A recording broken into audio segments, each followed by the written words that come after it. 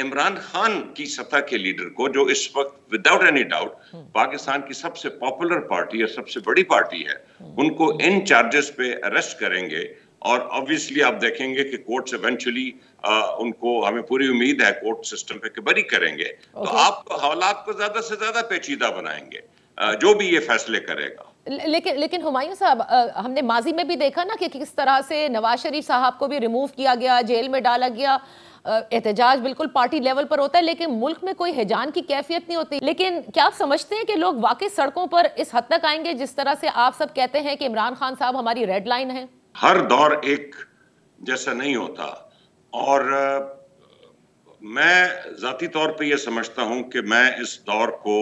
1977 سے ایکویٹ کر رہا ہوں۔ اب اگر آپ دیکھیں گے کہ یہ الیکشن ایئر ہے، اگر آپ دیکھیں گے کہ آن ون پریٹیکسٹ اور another اس الیکشن کو ڈیلے کیا گیا، چاہے وہ صوبائی الیکشن ہو یا وفاق کا الیکشن ہو، یا اس الیکشن کو وائلیٹ کیا گیا، تو اس کے کانسیکوینسز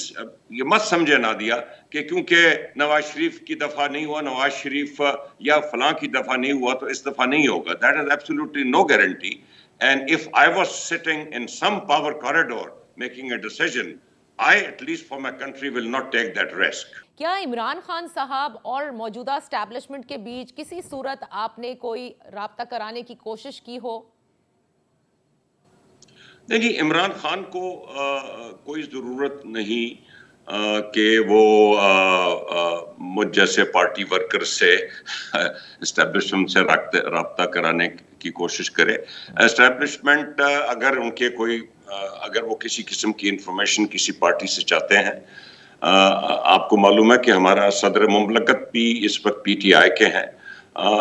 تو وہ رابطے کر لیتے ہیں اسٹیبلشمنٹ سے۔ یہ کوششیں جو ہوتی ہیں، ان میں کوششوں کی ضرورت نہیں ہوتی، یہ رابطے جب ہونے ہوتے ہیں خود ہی ہو جاتے ہیں، یہ کوئی ایسی بڑی بات نہیں ہوتی۔